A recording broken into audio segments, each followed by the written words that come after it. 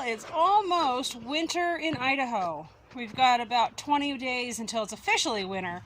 But this time of year, beginning of December, end of November, we have days where we're lucky if we can hit the 40s.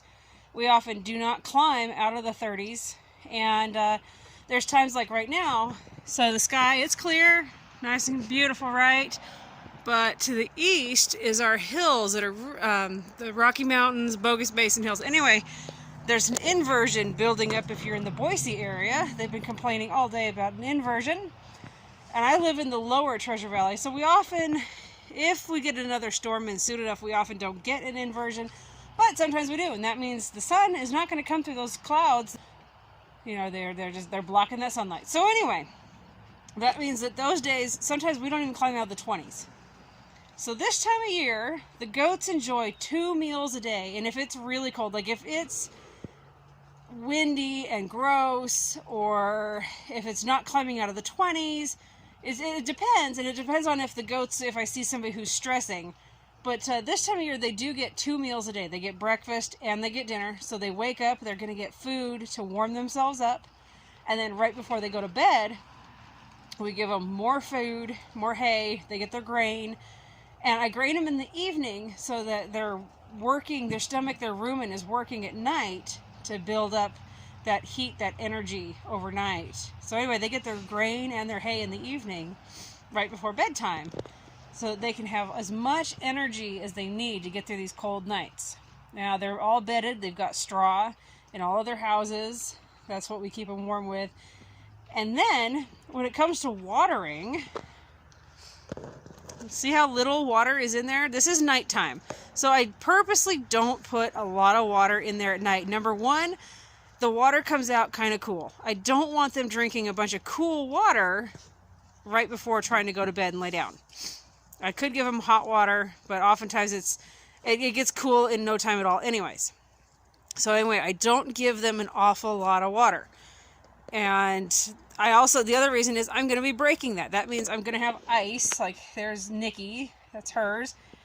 That's her water tub. It's not very full, as you can see, because I'm going to have to break it in the morning, and I don't want them filling up on cold water at night.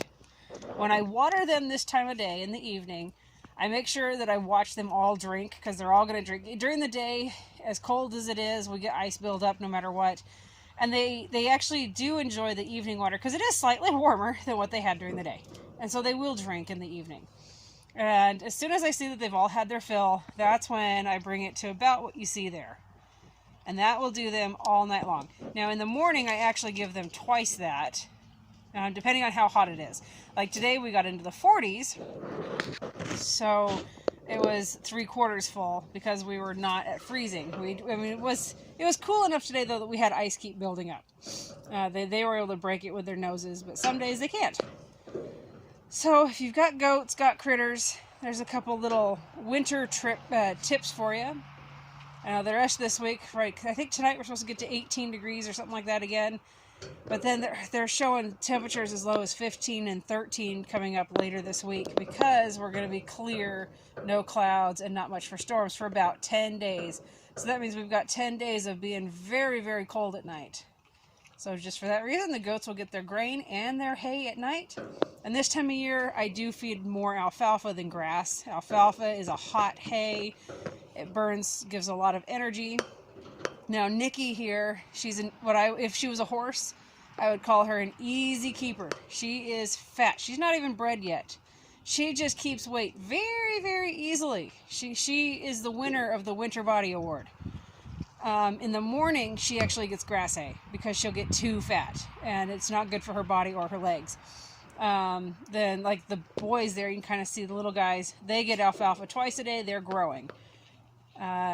Piglet, right here, because she is bred now, hopefully, fingers are crossed that she's bred, she is getting alfalfa twice a day, but in the morning, it's half alfalfa and half grass hay, just so that we don't put too much weight on her and cause health issues for a pregnant goat. You don't want to overfeed a goat if they're pregnant. There's issues that can happen there. So, there you go. There is your goat tip of the first day of December, going into winter. Goat tips. Keep them fed, keep them watered, Don't overwater. Don't let them have too much cold water.